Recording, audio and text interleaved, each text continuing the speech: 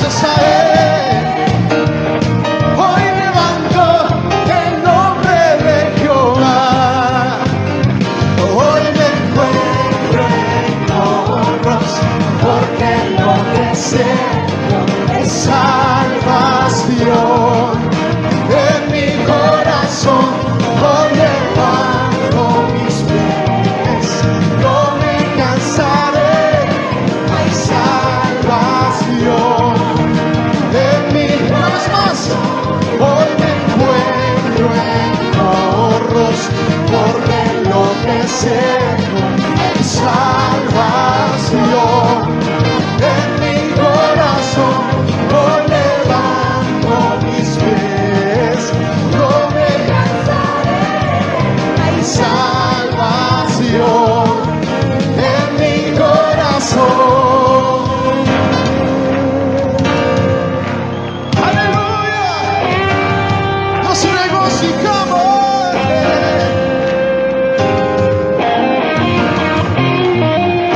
Nos ha mostrado su amor, nos ha declarado su favor. Él ha sido grande en misericordia. Él nos ha mostrado su amor, nos ha declarado su favor. Él ha sido grande en misericordia. Él nos ha mostrado su amor, nos ha declarado su favor. Él ha sido grande en misericordia.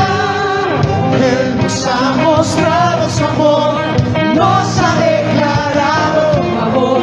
Él ha sido grande en misericordia. Y su poder nadie supera. Su grandeza incomparable. Eterno es su amor.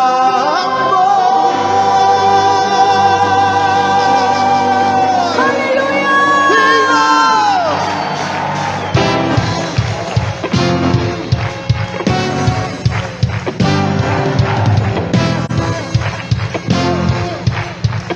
¿Puede decirlo? Mi corazón en el Señor se regocija. Mi corazón en el Señor se regocija. Me regocijo aquí. Mi corazón en el Señor se regocija. Fortaleza, Él se exalta. En el Señor se regocija. Me Puede regocijo cantarlo. No es santo, no es santo, no es santo como Él. No es santo, no es santo, no es santo como Él. No es santo, no es santo, no es santo como Él. No es santo, no es santo, no es santo como Él. Y no.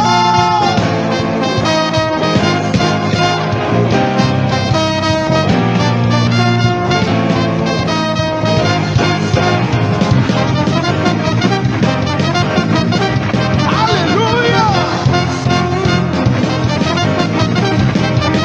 Puede decir, no es santo, no es santo, no es santo, no es santo como Él. No es santo, no es santo, no es santo como Él. No es santo, no es santo, no es santo como Él. No es santo, no es santo, no es santo. Señor, te damos gracias por este momento. En nombre de Jesús, Jesús ha muerto. estamos poniendo este tiempo delante de ti, Señor. En el nombre de Jesús, queremos bendecirte, Señor. Queremos darte toda la honra y la gloria a ti, Señor, en esta noche. Te ruego que me des una unción apostólica, Señor, profética, evangelística, pastoral y magisterial. Que nos puedas abrir el entendimiento por tu Espíritu. Señor, te agradezco esta oportunidad que tenemos de poder llevar tu palabra. Te ruego que bendigas mis hermanos, Señor, los que están conectados, los que estamos acá presentes. Te Te pido, Señor, que esa esperanza, Señor, no muera en nosotros, porque tú eres nuestra esperanza. Para todos nuestros hermanos, Señor, que de una u otra manera buscan tu rostro, Señor, buscan el hecho de encontrar una respuesta, pues yo espero, Señor, que en el nombre de Jesús esta noche, por tu Espíritu, tú nos puedas hablar. Señor, te ruego por las personas que tienen necesidades de salud, necesidades económicas. Conoce sus corazones, conoce sus necesidades. Te ruego, Señor, por la vida de la pastora Yulisa, por la vida de Hubert y Telma, Señor, hasta allá en Nueva York.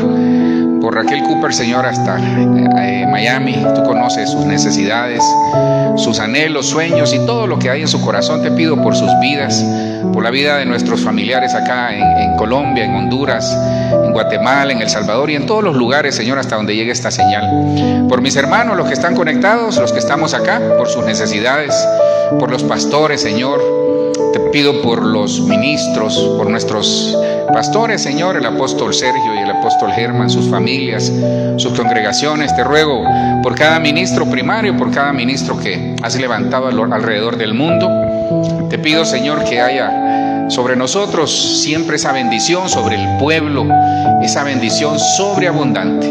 Gracias, Cristo, por este momento. Nos disponemos y nos tomamos de la mano con tu Espíritu Santo para poder llevar una palabra escatológica. Te pido, Señor, que me des entendimiento y sabiduría. Gracias, Padre. En el nombre poderoso de Jesús oramos. Amén, amén y amén. Bueno, a ustedes que nos dan su fiel sintonía cada vez que nos reunimos, los que estamos acá, pues les agradecemos la bendición que tenemos de poder compartir la palabra. Vamos a entrar de lleno a la misma para poder avanzar en el tiempo y en tiempo y forma poder trasladarles esta palabra. Que les pido siempre que en el nombre de Jesús usted pueda tener siempre su mente y su corazón abierto a escuchar la palabra, a seguir escudriñando, pero sobre todo preparar su corazón de manera que podamos entender de que Cristo viene pronto.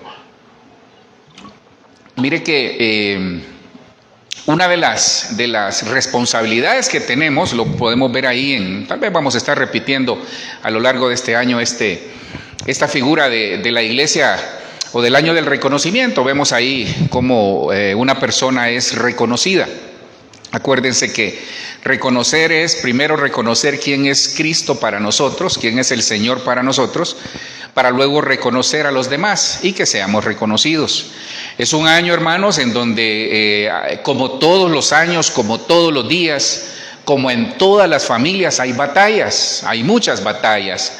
Es un año en el que, como siempre, nos enfrentamos. Es que nadie nos dijo que ser cristianos era una garantía de que que no nos iba a pasar nada. Sí, pasan cosas, hay aflicciones, hay muchas cosas que se dan a lo largo de lo que nosotros desarrollamos. Algunos quizás tendrán 20, 30, 40 años, otros 10, otros 6 meses, no sé el tiempo que tengamos, pero vemos que realmente, hermano, hay situaciones que enfrentar cada día. No solo en lo personal, no solo en lo ministerial, no solo en lo espiritual, sino que en todo es una toma de decisiones, es decir, por aquí, es lo que el Señor nos está indicando, es tratar de escuchar la voz de Dios. Entonces, en ese ir y venir de cosas, nosotros como ministros, pues al final quizás Dios nos ha dado esa, no que no le da a usted, no, a veces nosotros vemos y lo vemos, pues lo decimos por nuestra iglesia, o por la iglesia que el Señor nos ha dado a pastorear y por muchos de ustedes que tal vez tengo oportunidad de platicar o de conocerles. Miren, uno mira qué es lo que está pasando en la iglesia. Uno por el Espíritu discierne. Uno se da cuenta de que la iglesia en este tiempo, después de pandemia, como que aflojó, como que la iglesia llevaba un ritmo y paró el ritmo. Y no fue un ritmo en el que la iglesia quiso pararlo, sino que pues el enemigo utilizó cualquier cantidad de estrategias, que no es el momento de hablar de ellas, pero que usted la conoce, que fueron como factores exógenos. Cuando se habla de factores exógenos, son factores que se dan fuera de lo que es el entorno o el ambiente o la atmósfera espiritual que estamos viviendo. Entonces, cuando en Mateo 13:23, y ya le voy a poner ahí algunos versículos, fíjese que en Mateo 13:23, ahí habla, entre otras cosas, de 3 grupos de personas que dan frutos. Unos dan frutos al 30, otros al 60 y otros al 100. Es exactamente lo mismo, la misma figura del atrio, del lugar santo y del lugar santísimo. Es la misma figura de ver el reino, de entrar al reino y heredar al reino. Es la misma figura, por ejemplo, cuando la persona es el grupo de creyentes, el grupo de discípulos y el grupo de hijos, es decir, los hijos maduros, los que son arrebatados. ¿Y por qué le hago mención de estos grupos? Porque Dios quiere que como iglesia demos frutos. Dios quiere que como ministros, como hijos de Dios, demos frutos, pero que esos frutos permanezcan. Entonces, el enemigo, hermanos, se ha dado a la tarea de estorbar siempre el propósito de Dios, porque realmente ese es su trabajo. Mire, el diablo, el único trabajo que tiene es estorbar, mentir, robar, matar y hacer cualquier cantidad de cosas. No espere un favor del diablo, que el Señor lo reprenda. No espere nada más del enemigo, más que estorbo, afectar el propósito, tratar de llevar tristeza, desánimo y todas esas cosas negativas que lo que hacen es, como en este tiempo que estamos viviendo, como que parar el proceso de lo que la iglesia lleva. Le he dicho por repetidas ocasiones, mire, primero nosotros ya tenemos salvación, ya tenemos vida eterna, qué lindo. Tenemos altas y bajas como iglesia. Sí, a veces amanecemos como que tocando el cielo y de repente al día siguiente o en el mismo día podemos estar tocando la tierra. A veces amanecemos de repente desanimados, pero en el transcurso del día Dios hace algo y como que levantamos ese ánimo. Ahora, no perdamos de vista algo, porque el problema del cristiano es que influye mucho la formación que tiene, como en todos los aspectos de su vida. No nos engañemos, el que es diligente en su vida particular va a ser diligente como cristiano. El que es, negligente en su vida particular va a ser negligente en la vida cristiana. El que es disciplinado en la vida particular va a ser disciplinado en la vida cristiana. ¿Por qué? Porque somos el reflejo de lo que somos, valga el juego de palabras. Somos el reflejo de quiénes somos, porque nosotros podemos hablar de una manera, pero vivir de otra. Cosa que pasa no solo en el mundo secular, sino que también en el mundo espiritual. ¿Por qué estoy haciendo relación de todo esto?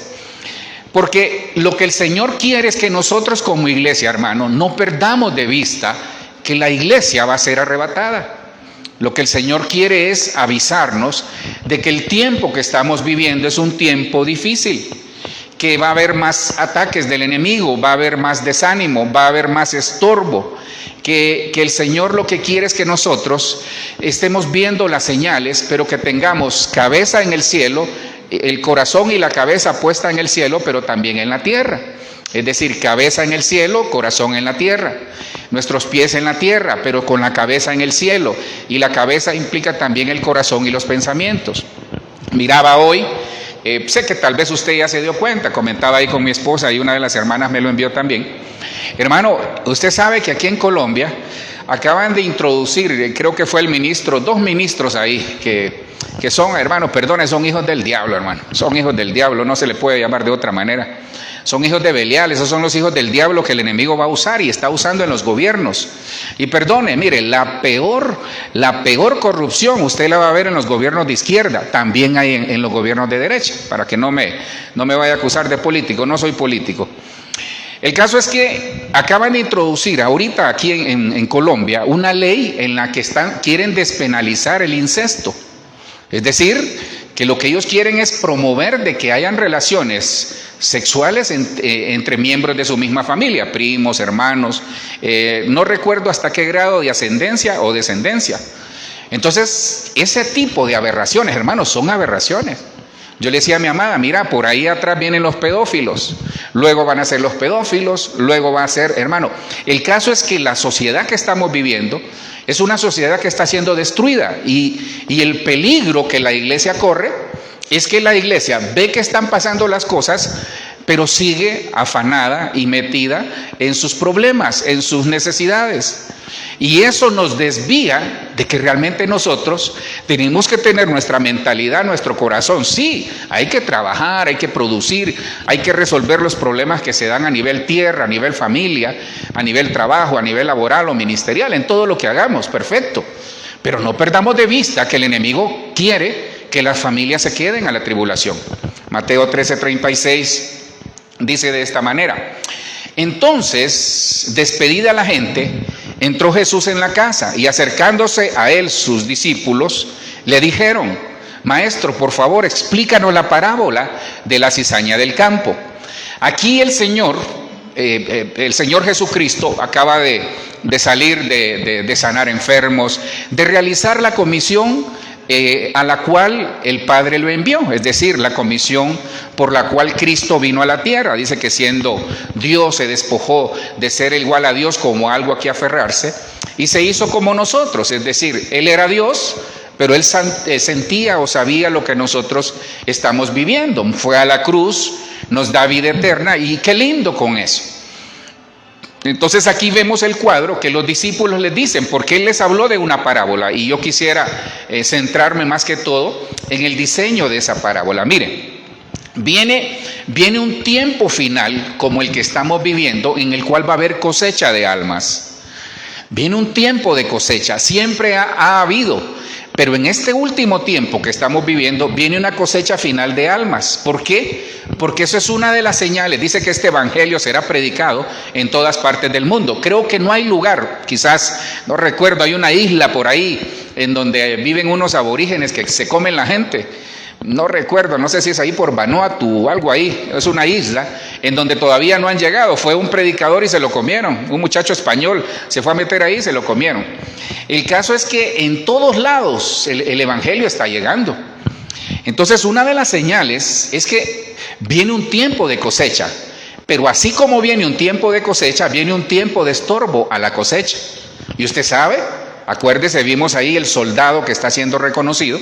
La iglesia de este tiempo tiene que migrar de tiene que migrar de sembrador, atleta y luego a soldado. Son 3 etapas que como iglesia tenemos que pasar. Entonces, en la etapa de sembrador, o en la etapa de la iglesia que siembra, escatológicamente hablando, la iglesia tiene que producir frutos. Porque la iglesia que es arrebatada es aquella que produce frutos. Y usted dirá, pastor, pero ¿y si no produzco frutos? Entonces hay que revisarnos, hermano. Porque es un tiempo de revisión. Y quisiera, pues, como dijo mi apóstol, hasta este momento usted le dejo libertad de escucharnos o no. ¿Sabe por qué? Porque una vez me escuche, va a ser demandado y se va a dar cuenta por qué. Cuando le digo va a ser demandado, es que el Señor nos va a demandar, tanto a nosotros los ministros, de lo que hablamos o lo que damos de parte de Él, pero a usted también que escucha. Entonces, mire, la iglesia tiene que dar frutos que permanezcan. La iglesia que da frutos es la iglesia madura. Alguien maduro es que se da cuenta de que va a crecer en la relación con el Señor, en el cuidado con el Señor, en esperar al Señor y estar pendiente. Pero también va a crecer el ataque a la semilla, va a crecer el ataque a la tierra, va a crecer el ataque a la familia del labrador, a la iglesia. Entonces aquí lo vemos. Vemos aquí en Mateo 13:36 que dice que entró Jesús en la casa y le dijeron, explícanos la cizaña, o explícanos la parábola de la cizaña del campo. Mire, el enemigo siempre se va a oponer a la cosecha, siempre se va a oponer a la cosecha. Siempre, mire, siempre que va a haber cosecha hay oposición. Si usted está teniendo un lío ahorita o está teniendo oposición a algo, es porque viene una gran cosecha en el nombre de Jesús. Espero que haya dicho amén. Entonces, si usted tiene oposición a todo, es porque viene una gran cosecha. Pero, ojo, ¿verdad? Analice si la oposición no se la está enviando el Señor para que usted rectifique y que tome otro rumbo, porque puede ser que ese no sea el rumbo que el Señor le ha marcado. Entonces, porque fíjese que en Juan 4:35, cuando el Señor está hablando con sus discípulos, Juan 4:35, solo le estoy poniendo un cimiento. En Juan 4:35 el Señor les dice, ustedes dicen, cuando siembran el trigo, dicen, faltan 4 meses para que venga la cosecha, porque ese es el tiempo del trigo, de acuerdo a Juan 4:35. Pero dice el Señor, alcen sus ojos, miren los campos, porque ya están blancos, es decir, ya la cosecha está. Entonces, ¿qué está diciendo el Señor? Que la cosecha de almas que viene en este tiempo final, antes de la venida, el arrebatamiento o arpazo de nuestro Señor Jesucristo, es una cosecha que no va a ser en el tiempo de hombres, sino que en el tiempo del Espíritu. Es una cosecha en el que Dios va a colapsar todo, de tal manera que nos vamos a asombrar, porque dice la palabra que en este tiempo final, y ese es el peligro, mire. Entonces Dios nos está diciendo en Juan, lléveme el hilo de esto porque le va a servir mucho. En Juan 4:35, Dios nos está diciendo, es el tiempo mío para la iglesia. Entonces este tiempo es el tiempo de Dios con la iglesia, porque dice que quiere que todos lleguemos al conocimiento, que nadie se pierda, pero que sobre todo todos seamos arrebatados. Entonces, ¿qué dice el Señor? Mire, Dios va a dar una cosecha extraordinaria de almas, pero lo necesita usted. Hermanos, si está con alguien ahí, los que estamos aquí, mire, el Señor nos necesita, no porque no hayan otros, no, porque por eso nos escogió. Entonces, la cosecha de almas lo va a hacer el Señor de una manera milagrosa, no en el tiempo de hombres. Por eso sigamos sembrando la palabra, sigamos llevando el mensaje, sigamos llevando el evangelio a través de las redes, a través de compartir un versículo, a través de llevar la palabra de Dios, a través de testificar, a través de evangelizar. Porque nosotros, aunque no veamos frutos, pero Dios lo va a hacer. Miraba anoche un predicador ahí, un testimonio que daba, que cuando él era joven, dice, cuando él era un muchacho ahí de 17, 18 años, él tenía esa pasión por ir a evangelizar, y un día se reúne con alguien que tocaba la guitarra, y el que tocaba la guitarra le dice, mira, yo te acompaño, pero vos predicás, le dice. Entonces llegaron a un lugar, hermano, que no había nadie, y él comenzó a tocar la guitarra y nadie se paró. Entonces le dijo el pastor que predica, le dijo, mira, vámonos mejor. No, le dice, aquí hay que comprometernos con el Señor. Le dice, yo canté, así que a ti te toca predicar. Entonces él dice que le predicó a nadie, pero hoy él es uno de los pastores muy utilizado por el Señor. ¿Qué hubiera pasado si en ese momento él hubiera dicho, no, aquí ya no pasa nada, esto no va a dar fruto? Si se hubiera desanimado en ese tiempo, Dios, quizás el enemigo lo quería desanimar. Entonces, viene un tiempo de cosecha en el que Dios es el que va a provocar la cosecha por el Espíritu. Entonces el enemigo también va a estorbar el propósito de la cosecha. Tómeme la palabra. Y ese enemigo lo que hace es sembrar cizaña.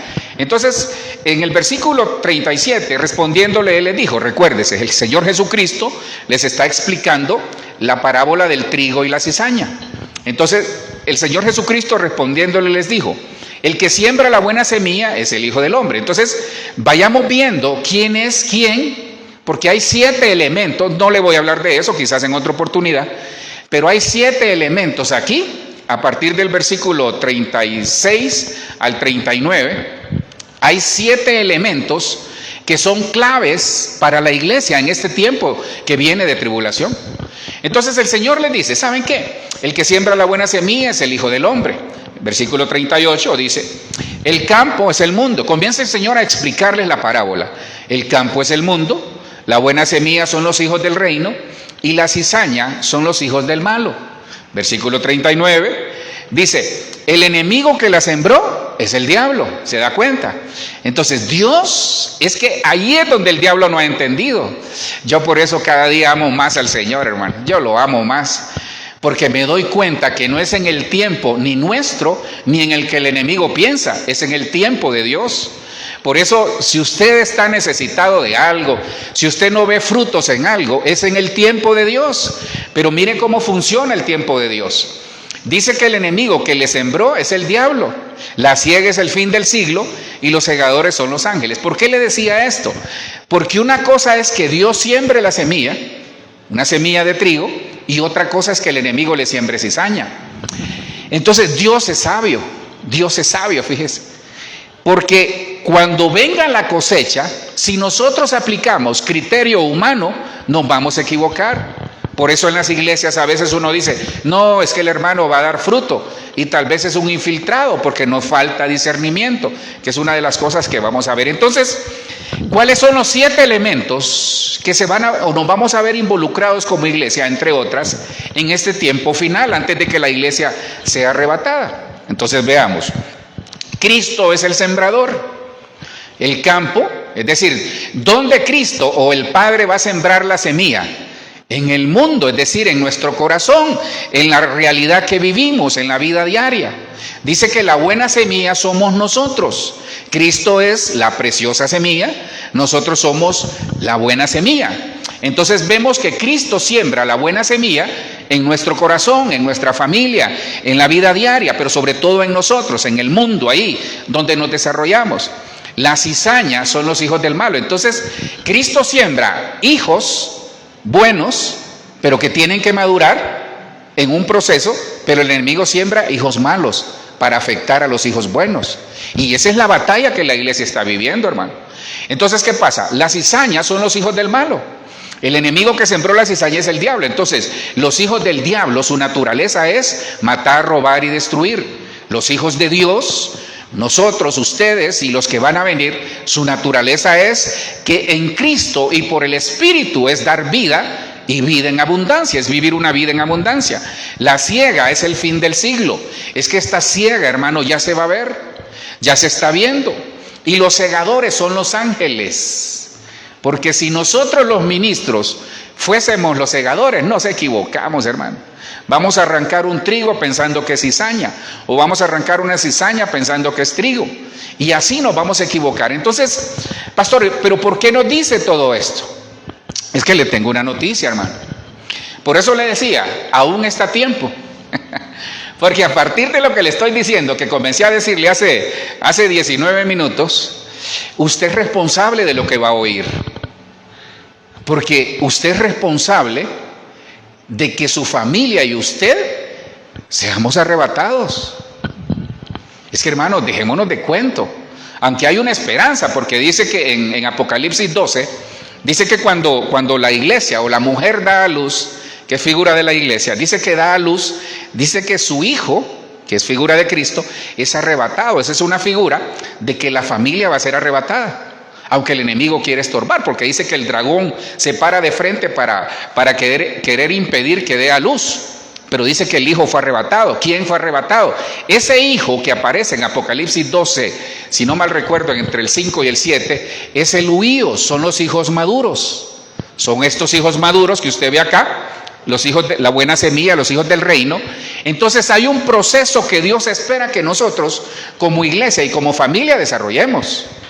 Ser maduros, hermano. Necesitamos madurar. Pastor, yo estoy maduro de tanto golpe que me ha dado la vida. Por eso, porque no madura.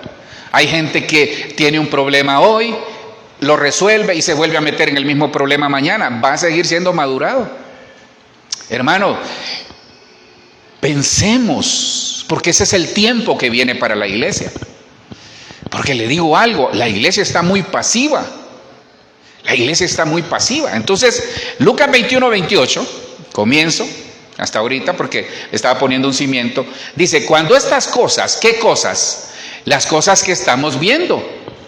Los problemas que se dan en la economía, las situaciones de las guerras, los terremotos que están pasando, las pestes, las enfermedades, la escasez, el hambre, la angustia, que son principios de dolores. Entonces dice el Señor y nos da una esperanza. Cuando ustedes, iglesia de Cristo, cuando ustedes, familia donde nos escuchan, cuando estas cosas comiencen a suceder, erguíos y levantad vuestra cabeza, porque vuestra redención está cerca. Entonces aquí me llama mucho la atención de algo. Miren, el problema que yo veo aquí es el problema que la iglesia en la actualidad está atravesando. Y usted dirá, pastor, no, yo con mi familia anhelo y espero al Señor ser arrebatados. Qué lindo, sigamos guardándonos, cuidándonos, corrigiendo lo que tengamos que corregir. Pero yo veo aquí que hay una iglesia que dice, erguíos y levantad vuestra cabeza. Eso me da la pauta que muchos, por las cargas del mundo, están con la cabeza agachada. Hay mucho pueblo de Dios con su cabeza inclinada, es decir, solo están viendo a nivel terrestre, solo están viendo lo que está pasando en el mundo, solo están viendo sus problemas, solo están viendo sus necesidades. Está bien, Dios va a proveer, Dios va a solucionar, pero tenemos que levantar nuestra cabeza. Por eso dice ahí, erguíos y levantar vuestra cabeza, levantad vuestra cabeza porque vuestra redención está cerca. Miren, el problema de la iglesia actual es que algunos dicen que Dios viene, dicen creer que Cristo viene, pero no lo creen en realidad, porque sus actos dicen todo lo contrario. Hermano, mire, perdone, yo no quiero meterle miedo, no vengo a eso. Yo lo que traigo esta noche es un mensaje de esperanza para decirle que Cristo viene pronto, porque esa es mi responsabilidad. Y se lo hemos dicho a lo largo de todos estos años, lo ha escuchado a través de otros ministros. Entonces usted ya tiene una responsabilidad. El día de mañana no vaya a alegar diciendo, a mí no me dijeron, o yo no le dije a mi familia, porque esa es su responsabilidad.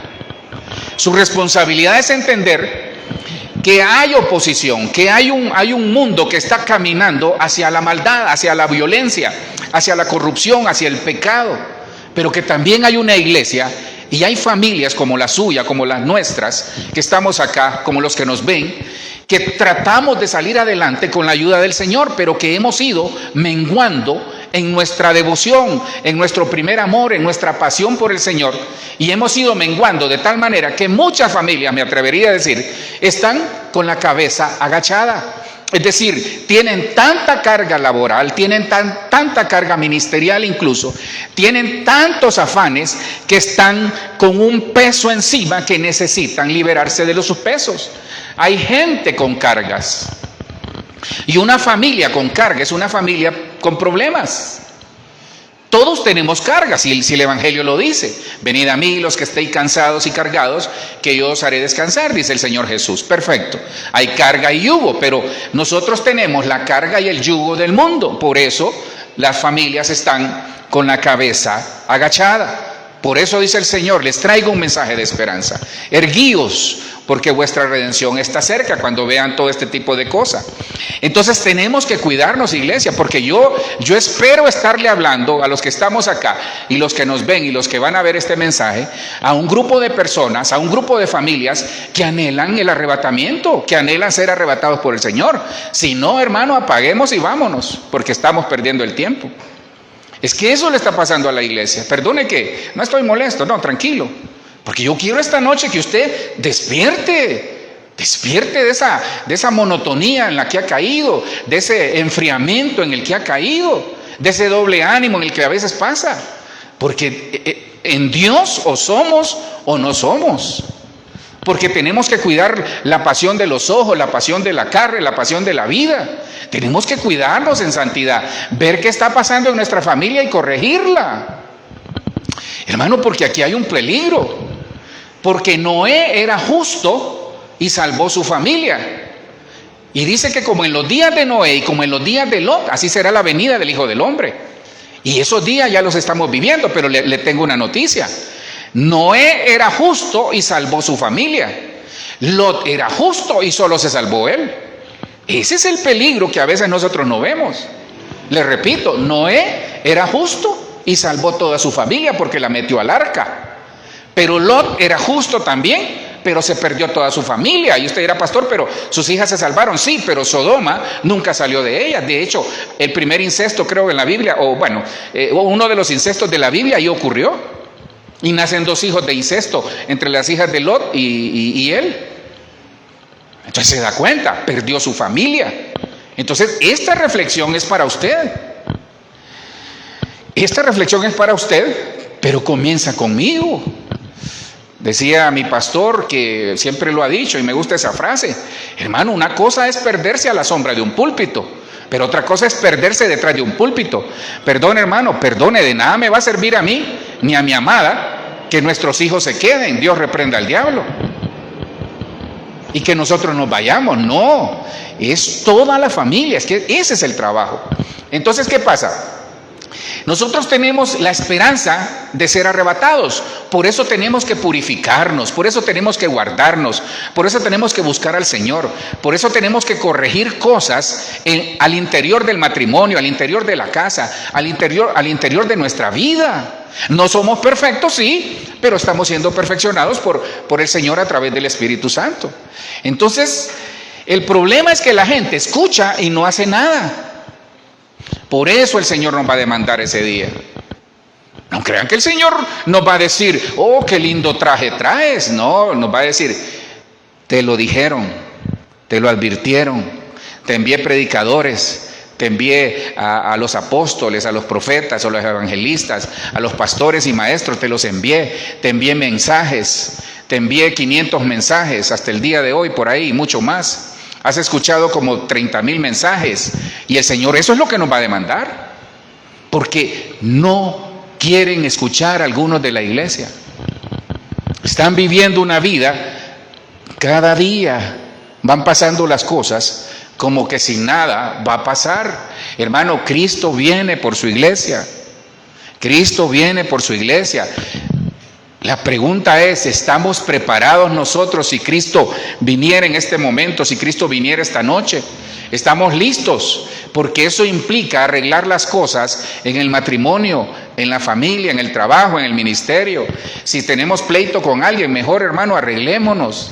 Mire, es mejor arreglar las cosas, anticiparnos a las cosas, que estar pensando, ¿lo hago o no lo hago? Hay personas que no van a tener oportunidad. Entonces es necesario estar preparados para la venida de Cristo. Porque si usted mira aquí, Dios le está diciendo a una iglesia que anda con la cabeza agachada, erguíos. Porque muchos a veces andan con la cabeza agachada o la cabeza baja por tanta situación de afán, de problemas, que ya lo vamos a ver. Entonces dice Cristo, venid a mí los que estéis cansados y cargados, que yo los haré descansar. Porque el tiempo que estamos viviendo, hermano, es un tiempo de desánimo para algunos. Hay mucha familia en las iglesias que está desanimada. Porque no se han dado cuenta, porque le vendieron, perdón lo de vender, porque algunos sí lo hicieron. Les trasladaron una falsa imagen de lo que es ser cristiano. Es que ser cristiano no es entrar por la puerta principal y salir por la puerta de atrás con un carro, con una casa. Ese no es el espíritu del cristianismo. Porque dice que en el Evangelio dice que el Evangelio de Cristo es por fe y para fe. El justo por la fe vivirá. Dice que en el Evangelio de Dios, la justicia de Dios se lo estoy parafraseando, la justicia de Dios, se lo resumo en 2 mandamientos. Es, ama a los demás como quisiera que te amaran a ti. Y yo sé que la medida es alta, no la damos, no damos todos, nos equivocamos, fallamos en esa medida. Fallamos, pero por eso tenemos que estar cerca de Cristo, ser guiados por su Espíritu para poder pasar la prueba. Es que se trata, hermanos, se trata de tener claro eso que le decía, qué le pasó a Noé y qué le pasó a Lot. Porque honestamente, hermanos, siendo honestos, necesitamos, se lo digo, comenzando con su servidor, tener una mejor estatura espiritual. Ahora entiendo mucho más. Ahora entiendo el atrio, lugar santo, y el lugar santísimo, no que no lo entendía. Ahora entiendo el ver, entrar y heredar el reino. Ahora entiendo mucho más el ser creyente, el ser discípulo, el ser hijo maduro. Los huíos de Dios son los hijos maduros. Ahora entiendo la estatura espiritual de 30, 60 y 100, frutos al 30, al 60 y al 100. Porque hermano, pareciera ser... Ahora, yo le quiero aclarar algo, esto es por amor. Entonces, mire, la iglesia, para más o menos entrar en contexto, la iglesia recibe salvación. La palabra dice que todo aquel que cree en el Señor Jesucristo es salvo. Cuando aceptamos a Cristo, cuando le abrimos nuestro corazón y reconocemos que no podemos hacer nada sin Él, que reconocemos que Él nos da vida eterna, que reconocemos que Cristo es la vida eterna, cuando lo tenemos en nuestro corazón, comienza un proceso de transformación. Somos engendrados por Él, somos engendrados por su Espíritu, somos engendrados por la palabra, y el engendramiento sobre todo del Espíritu y la palabra comienza una especie de metamorfosis en nosotros. Lo primero que nos cambia es el pensamiento, nos va cambiando el corazón y nos va arreglando muchas cosas que a veces tenemos que son feas, hermano. Mire, todos tenemos cosas feas a veces. Uno a veces dice, Dios santo, este es mi carácter. O a veces uno dice, Dios santo, estos son mis pensamientos. O a veces uno puede decir, Dios santo, qué actitud más mala tuve hoy. Qué barbaridad, no le debía haber contestado a fulano de tal de esa manera. Entonces a todo nos puede pasar, pero tienen que verse frutos. Porque le cuento algo. Entonces, ¿qué pasa? Dice que Cristo, cuando vemos la analogía que Cristo hace en el libro de Gálatas y en Efesios también, cuando hace la analogía, sobre todo en Efesios, del matrimonio, dice que la iglesia, dice que Cristo, que los maridos deben amar a su esposa como Cristo amó a la iglesia. ¿Y cómo la amó? Dice que se entregó por ella, se entregó por su amada, que es usted, como iglesia de Cristo que se va a casar. Entonces dice que Cristo se entregó a su amada, es decir, murió en la cruz y resucitó para darnos vida eterna. Pero dice que Él está preparando la iglesia a través de los ministros, a través del Espíritu Santo y a través de hombres, ministros llamas de fuego, para preparar la iglesia. Es que mi responsabilidad, hermano, junto con la pastora, es preparar a usted para que pueda ser arrebatado y se case.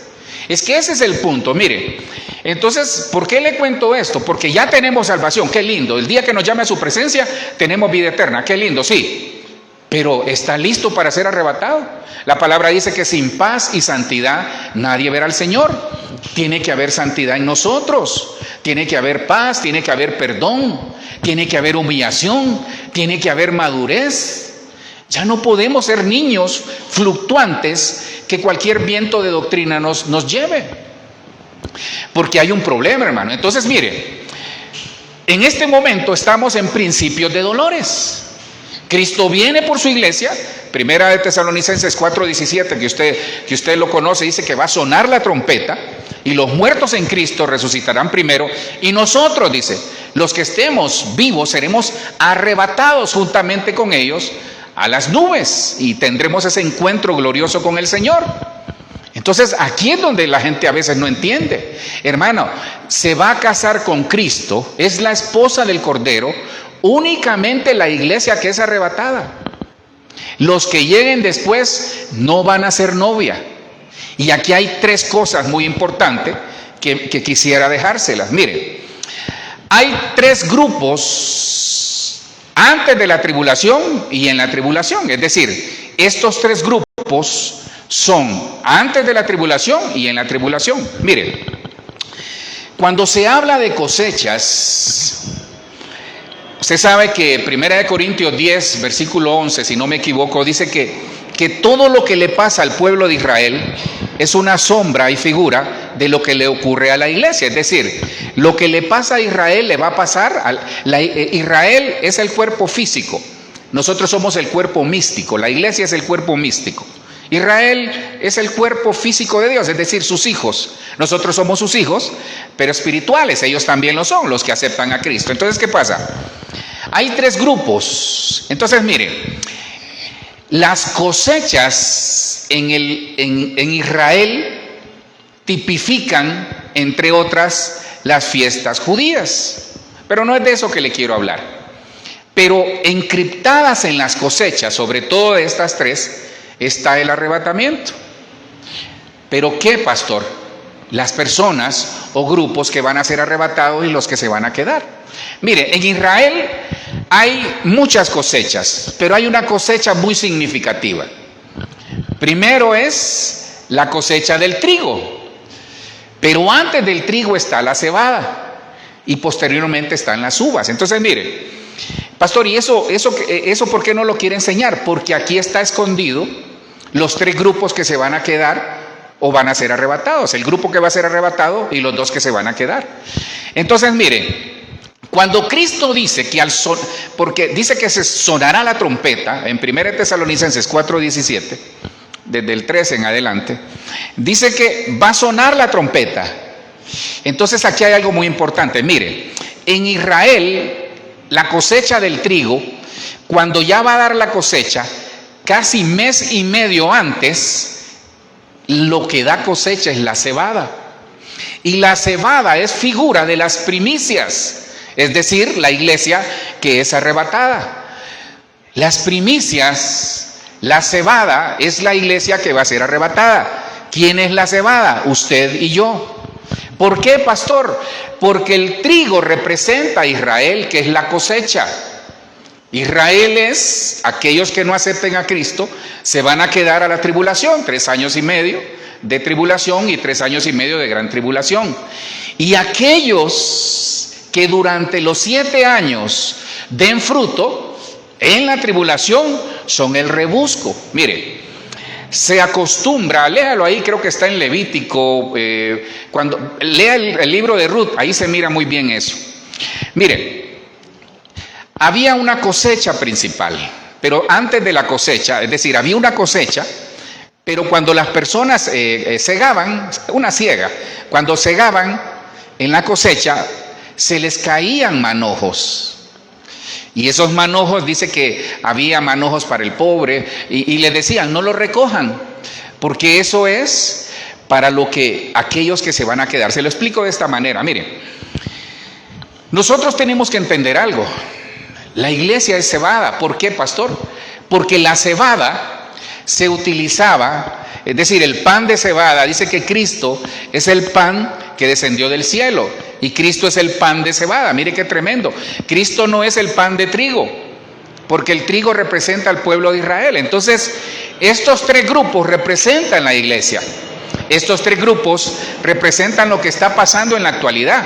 Entonces, la cebada, que es la iglesia que va a ser arrebatada, es primicia. Ahora, Cristo es la primicia.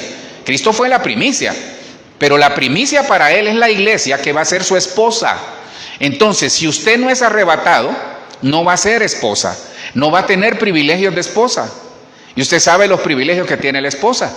No lo tiene nadie, hermano. El privilegio que tiene la esposa no lo tiene nadie. Entonces, las cebadas son las primicias, es decir, la novia, los más que vencedores. Estos son aquellos más que vencedores, es decir, los hijos maduros. Esa es la cebada. El trigo representa la cosecha normal, pero esta cosecha son aquellos, pueblo de Israel, que se queda a la tribulación. Y por último están las uvas, que representan el rebusco. Aquí es el Israel nacional y los que se quedan a la gran tribulación, esos son el trigo.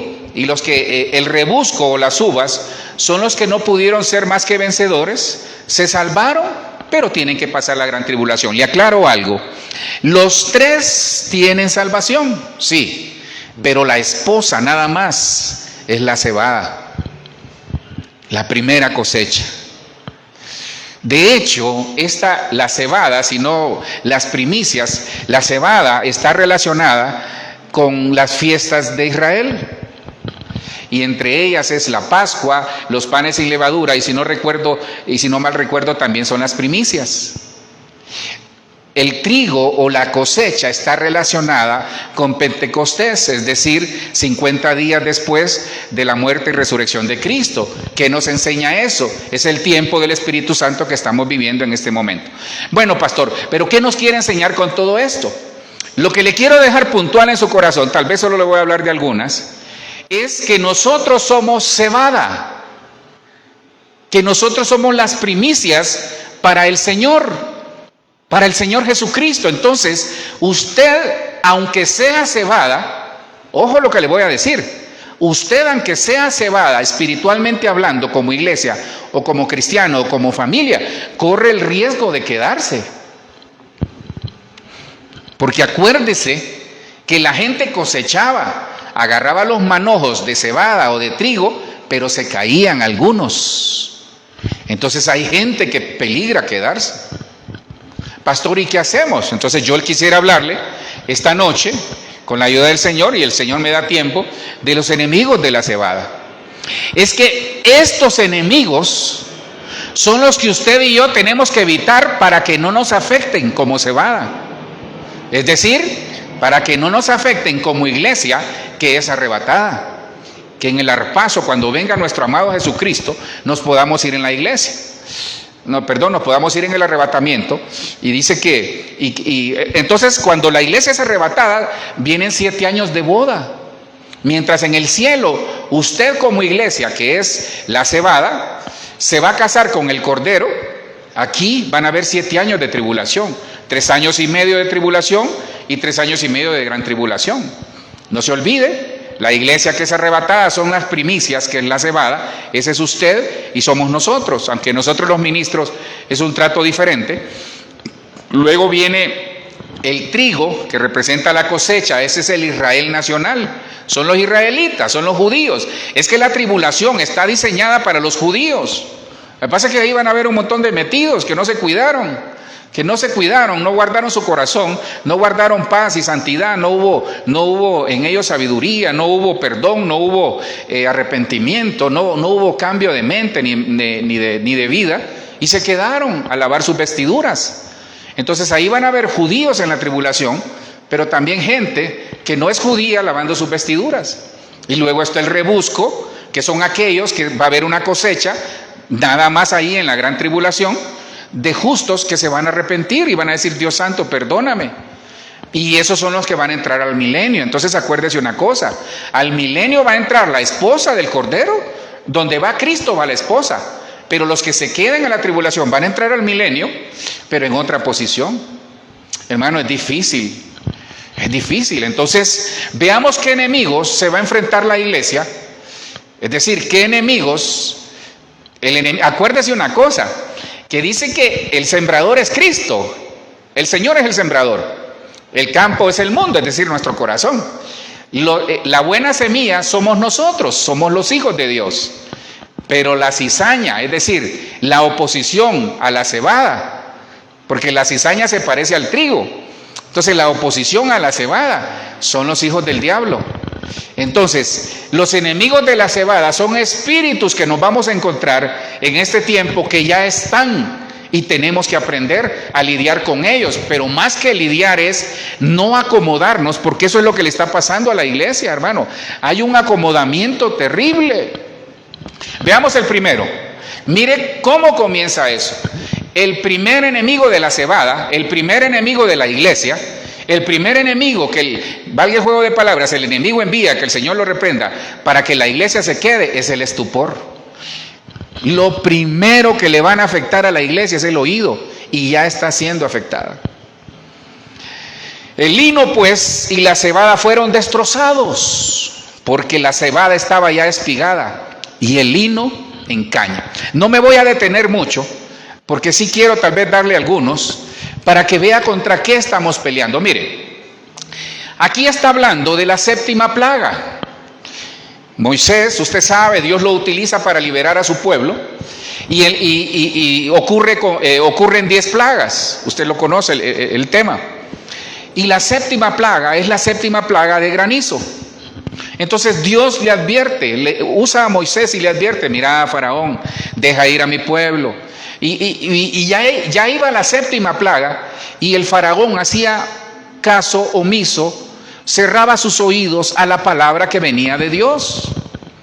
Entonces, ¿qué pasó? La cebada ya estaba lista para ser cosechada, pero por haber cerrado sus oídos, se perdió la cosecha. Eso es lo que le va a pasar a la iglesia. Tal vez usted está listo, de repente, tal vez usted o su familia estamos listos, o tal vez no sé. Entonces, ¿qué pasa? Tenemos que escuchar la voz de Dios. Hermano, ya no hay excusa. Tenemos que escuchar la voz de Dios, tenemos que aplicarla, tenemos que ser hacedores de la palabra, no solo oidores. Porque este espíritu de estupor, cuando usted lee Romanos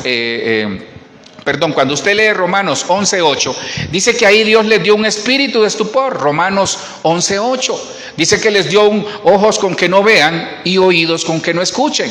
Pero ¿por qué Dios lo hizo con su mismo pueblo, que es trigo? Lo hizo porque vio sus actitudes, vio que eran desobedientes. Perdón, hermano, más que su ofrenda, Dios quiere su obediencia. Más que barramos la iglesia y que vayamos todos los días, porque lo que eso hace es aumentar nada más su ego. Cuando uno sirve en la iglesia, cuando uno predica, cuando uno hace un montón de cosas, pero no se sujeta, nada más está aumentando su ego. No está agradando a Dios. Usted era pastor, pero Dios dice que ningún vaso se va a quedar sin recompensa. Sí, pero Dios ve su corazón. De nada, mire, es mejor barrer. Oiga bien lo que le voy a decir. Es mejor barrer arrepentido que barrer en pecado. Es mejor hacer las cosas en Dios con arrepentimiento que dar $1.000.000 sin arrepentimiento. Porque eso es lo que está pasando aquí. Faraón cerró sus oídos. Faraón no le quiso hacer caso a la voz de Dios. Y Moisés le decía, deja ir a mi pueblo. Dice el Señor que dejes ir a mi pueblo. Por favor, Faraón, haz caso, te va a pasar esto. ¿Y sabe cuál fue el problema? Que perdieron las cosechas. Entonces nosotros tenemos que tener cuidado. Porque esa actitud que tuvo Faraón puede estar pasando en nosotros, que seamos reacios a la palabra. No, si es que esa Biblia es muy dura para mí, es que yo no puedo cumplir la palabra, no, es que yo prefiero hacerlo a mi manera. No, no es a su manera, porque el que lo haga a su manera se va a quedar en la tribulación. Es a la manera de la palabra, a la manera de lo que está escrito, a la manera de su Biblia, a la manera de lo que usted lee cuando la palabra cobra vida. Porque necesitamos tener temor de Dios, vivir en santidad, arreglarnos, decir, Señor, mira, no puedo con este pecado, ayúdame. En la palabra está la respuesta, en la oración, en la búsqueda. Entonces el estupor es un enemigo de la cebada, porque tiene endurecida la iglesia. Hay gente que no quiere escuchar de Dios. Hay gente que va a las iglesias, escucha la palabra, pero no quiere cambiar. Se van a quedar, hermano, perdone, se van a quedar. Porque Dios no viene por una iglesia con mancha y arrugas. Dios viene por una iglesia sin mancha y sin arrugas. Pastor, ¿y qué hago? No somos perfectos, yo le he dicho, ni su servidor es perfecto. Pero ¿qué necesitamos? Vivir en Gosén. Esa es la clave. Y dice que en Éxodo 9:26, solo se lo doy para que lo anote. Solamente en la tierra de Gosén, donde estaban los hijos de Israel, no hubo granizo. Éxodo 9:26. Entonces, la iglesia, para sanar sus heridas, para limpiar sus vestiduras, para que no tenga pérdida en sus cosechas, para echar fuera este espíritu de estupor, sabe que necesita aprender a vivir en Gosén. ¿Y sabe qué es Gosén? Una vida guiada por el Espíritu Santo. Esa es la diferencia. Es una vida guiada por el Espíritu Santo. Eso es vivir en Gosén. Es que cualquier cosa que nos equivoquemos, en ese momento el Espíritu Santo nos redarguye y cambiamos. Si cualquier cosa que esté en nuestro corazón, en nuestro pensamiento, que no agrada a Dios, el Espíritu Santo inmediatamente nos redarguye. Entonces eso necesitamos. Lo primero es el estupor. Ojo, ¿cómo está usted con su oído a la palabra? Pero más que escucharla es cómo está poniéndola por obra. Yo sé que esto a veces molesta, hermano. Yo sé que a veces es incómodo para algunos, pero yo prefiero que le incomode al escuchar esto y que no pierda la cosecha y que la cebada no sea destrozada. Porque las cebadas son las primicias, es la iglesia que va a ser arrebatada y el enemigo la quiere destrozar. Entonces Dios sabe que una de las cosas es el estupor, porque el estupor vuelve insensible a la palabra a las personas. Pero en Gosén, en la esfera, en la atmósfera del Espíritu Santo, nosotros nos sensibilizamos. Mire, el primer enemigo es el estupor, el segundo enemigo es la amargura. Ya va usted, pastor. Sí, hay gente amargada, hermano. Si se molestó porque puse la amargura, tiene lío, hermano. Perdone que me ría, hasta agua voy a tomar. La amargura es un enemigo que ataca la cebada. La amargura tiene a la iglesia de rodillas. Algunos. Ruth 1:22 dice, así volvió Noemí y Ruth la moabita, su nuera, con ella. Volvió de los campos de Moab y llegaron a Belén al comienzo de la siega de la cebada. ¿Sabe cuál es este tipo de amargura? Esta amargura se da por pérdidas familiares. Esta amargura se da por problemas en la familia y que no podemos resolver porque lo queremos resolver con nuestros propios medios. Es el Señor que nos va a ayudar aplicando la palabra y siendo radicales en muchas cosas, sabiendo negociar, en empatía, sabiendo aplicar los principios de la palabra. Usted conoce la historia, sale Noemí con su esposo Malón y Kelión, que eran sus hijos, y no recuerdo el nombre de su esposo, sale con él, sale con sus nueras, se mueren todos, solo quedan sus dos nueras, y Ruth se amargó. En Ruth 1:20 y 21 por ahí le dice, cuando regresa Ruth, dice, ya no me llames Noemí, sino llamadme Mara, es decir, amargada.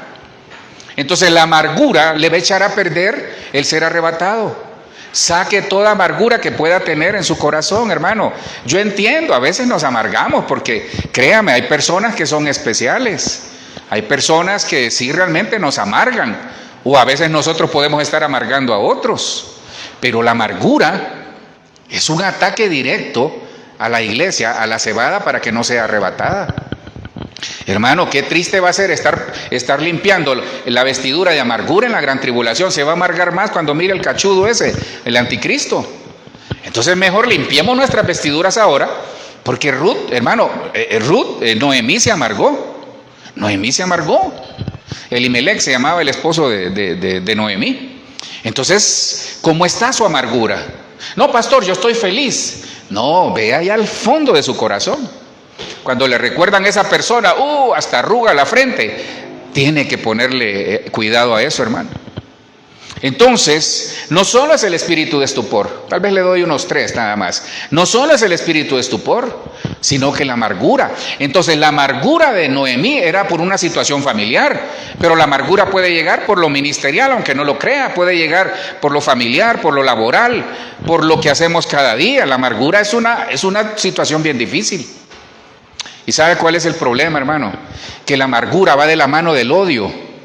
Y son 2 elementos negativos y peligrosos. ¿Sabe cómo es la amargura y el odio? Es como el oxígeno y el acetileno. Para los que soldan o han soldado alguna vez me van a entender. Hermano, el oxígeno y el acetileno no se pueden ver. No se pueden ver. El agua y el aceite tratan de conectarse, no, pero el oxígeno y el acetileno, hermano, es una bomba de tiempo. La amargura con el odio es una bomba de tiempo. Miraba hace poco, creo que les conté, aquí hay un programa que creo que ustedes lo ven, o bueno, por lo menos aquí en Colombia, que se llama Séptimo Día. Hermano, un muchacho jovencito, 25 años, mató a la esposa. Y con una frialdad, porque ahí se va a quedar toda su vida.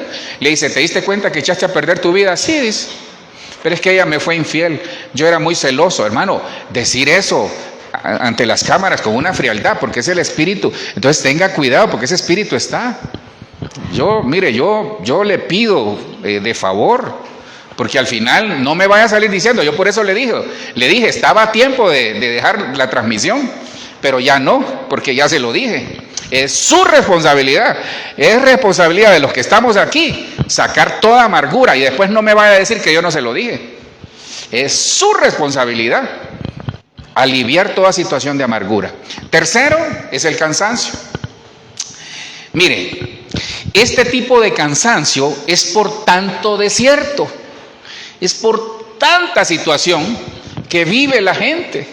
Segunda de Samuel 17:28 dice, la Reina Valera 60, trajeron a David y al pueblo que estaba con él camas, tazas, vasijas de barro, trigo, cebada, harina, grano tostado, habas, lentejas, garbanzos tostados.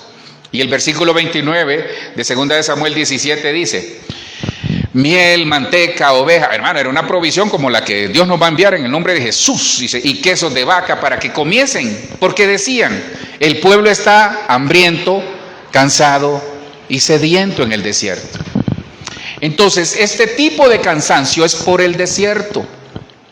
Los desiertos son necesarios, aunque usted no diga amén, porque para llegar a Canaán, la tierra de bendición, hay que pasar por el desierto. Ya quisiera tener un dron uno y volar el desierto. Los desiertos los tenemos que atravesar. Si usted está atravesando un desierto, le es necesario para poder llegar a la bendición, está siendo formada en el desierto, para que cuando usted llegue a Canaán pueda decir: Señor, gracias, aprendí cómo vivir en este tipo de apreturas, aprendí cómo vivir en este tipo de hambre, cansancio y tener sed. Entonces, el tercer ataque a la cebada, es decir, a la iglesia que va a ser arrebatada, a las primicias del Señor, la iglesia que va a ser la esposa del Señor, es el cansancio. Entonces le pregunto: ¿está cansado? Pastor, todo el día he trabajado. No, porque hay un cansancio normal que es el físico, pero hay un cansancio espiritual que es lo que está afectando la iglesia. Hay gente que se ha acomodado, hermano. Yo le respeto, le bendigo y le amo. Pero hermano, cuando nuestra prioridad es quedarnos durmiendo y no ir a la iglesia, ojo, ahí hay algo que está pasando. Ahora, yo respeto, como le repito, eso, porque el problema es que de repente lo hicimos, no hay problema, pero después se vuelve una costumbre. Ay, estoy cansado espiritualmente aquí desde mi cama, de mi almohada levanto mis manos, aunque no tenga fuerza, pero aquí estoy, hermano, aquí estoy, pastor, apoyándolo. Tal vez usted esté en la cama ahorita, no lo digo por usted. Entonces, hambrientos, cansados y sedientos. Tenga cuidado con el cansancio, sobre todo el espiritual, porque puede llegar en algún momento. Entonces tenga cuidado. Las tres posiciones, ahí también hay tres posiciones: Marta, María y Lázaro, cuerpo, alma y espíritu. Entonces, ¿qué necesita usted? Estar a los pies del maestro. Mire, ya deje de hacer tanto y obedezca más. Ay, Dios santo. Sí, porque eso es lo que Dios quiere. Ya dejemos de hacer tanto en la iglesia y obedezcamos más. Ya dejemos de hacer tanto en la iglesia y maduremos, porque esa es la iglesia que es afectada por el cansancio. Un cuarto es, tal vez le voy a dar dos más si me permite, la falta de discernimiento. Mire, la iglesia está siendo atacada por falta de discernimiento. Mire, cuentan la historia de un hombre que quería irse de vacaciones. Entonces, el hombre llega a la agencia de viajes y era un crucero y le preguntan: bueno, dígame dónde quiere ir. Entonces él dice: fíjese que no sé. Entonces, como usted sabe que los cruceros lo que quieren es vender, le sacaron un mapa mundi y se lo pusieron: mire, la línea de cruceros nuestra va a todas estas partes del mundo, ¿a cuál quiere ir? Y él miraba ahí: no, fíjese que no sé. Bueno, así anda la gente a veces en las iglesias. Hermano, tienen una falta de discernimiento. Todo es de Dios. Todo es de Dios. Ay, Dios santo, me voy a meter al lío, pero ya como casi ya no tengo tiempo. Pero esto tiene mucho que ver con lo espiritual, pero sobre todo con lo profético. Desde el domingo creo que lo ha agarrado con lo profético. Pero es que es necesario hacerlo. Hay gente que si le duele el dedo pequeño, es el apóstol que está en problemas. Que si le duele el dedo es porque el maestro no está haciendo bien las cosas. Que si le duele el dedo anular, no, es que el pastor está en pecado. Hermano, por favor. Una falta de discernimiento. ¿Y sabe cuál es el lío? Que hay gente que receta a todo mundo y su vida es un desorden. Por falta de discernimiento. Tenemos que tener discernimiento. Eso se pasa en Gosén, por el Espíritu. Segunda de Reyes 4:42. Vino entonces un hombre de Baal Salisa, el cual trajo al varón de Dios panes de primicias, 20 panes de cebada y trigo nuevo en su espiga. Y él dijo: da a la gente para que coma. Aquí está Eliseo en Gilgal. Había una época de escasez con los profetas. Mire, servían al Señor, pero había escasez. Los profetas tenían problemas de comida y eran hijos de los profetas. Había una escuela profética ahí que estaba pasando hambre. Entonces dice el versículo 43: y respondió su sirviente: ¿cómo pondré esto delante de 100 hombres? Pero él volvió a decir: da a la gente para que coma. Tómeme nota de esto, porque así ha dicho Jehová. Iglesia, comerán y sobrará. Así ha dicho el Señor, iglesia, en el nombre de Jesús. Comeremos y sobrará. Eso es abundancia, esa es superabundancia. Vamos a comer, pero le cuento algo. Si usted lee en el contexto, el versículo desde el 40, creo, si no me equivoco, ahí dice que salieron a buscar comida y había veneno en la olla. Y eso me lleva a algo. que lo que cambia la dimensión tóxica o de corrupción que puede haber en una casa es lo profético. Tómeme nota. Y la palabra profética más segura es la Biblia. Eso dice 2 de Pedro 2:9, creo, si no me equivoco. Esa es la palabra profética más segura. Dios utiliza a hombres, lo puede utilizar a usted, pero la palabra profética más segura es la Biblia. Termino acá. Tenía otros por ahí, pero quizás se lo voy a tener que dar el martes que viene. La escasez. La escasez está afectando a la iglesia. Pero esta escasez no solo es de comida, no solo es de una situación económica difícil, sino que hay escasez de valores, hay escasez de perdón, hay escasez de restitución, hay escasez de diálogos, hay escasez de ponernos de acuerdo. Segunda de Reyes 7:1 dice: dijo entonces Eliseo, oíd palabra de Jehová.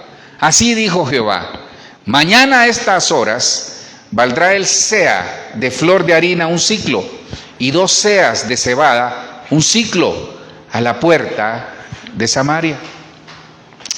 Usted conoce la historia en Segunda de Reyes, dice que en Samaria había una hambruna.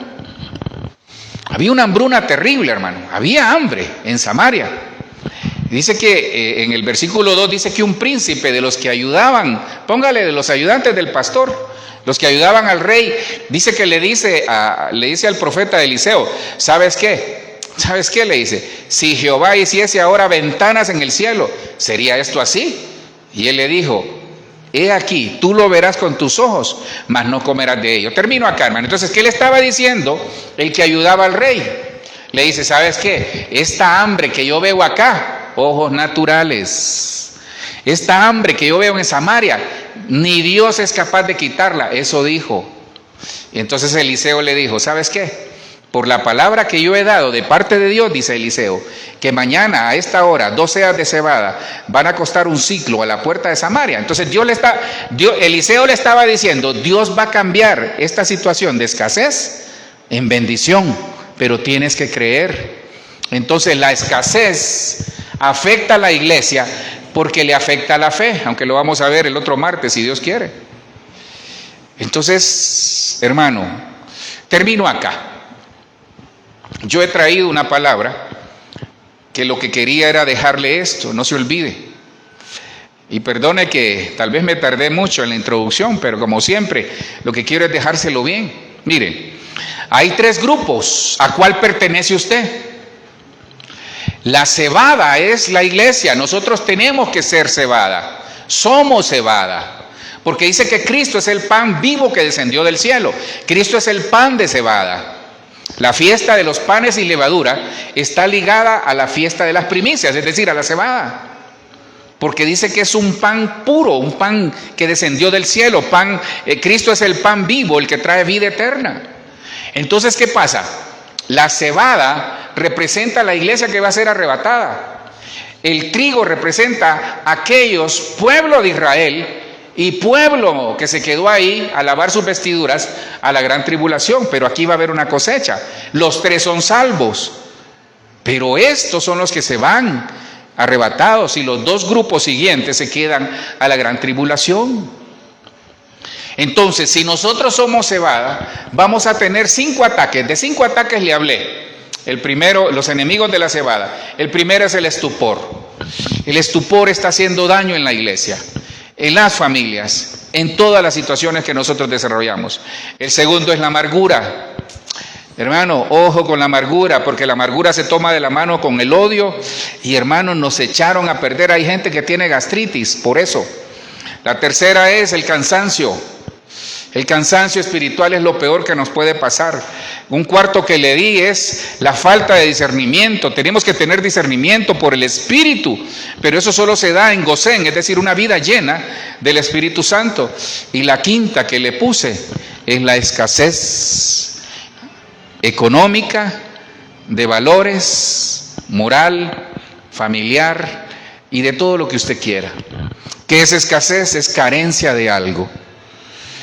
Pero que en el nombre de Jesús, por el Espíritu, hermano, nosotros podamos ser bendecidos en el nombre poderoso de Jesús. Padre, yo te doy gracias por este tiempo. En el nombre de Jesús, Señor, Padre, ayúdanos.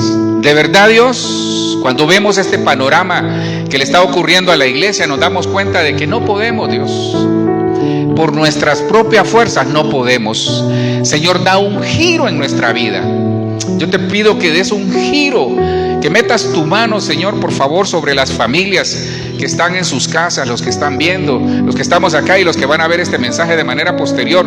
Por favor, Espíritu Santo, te necesitamos. Te necesitamos. Ayúdanos.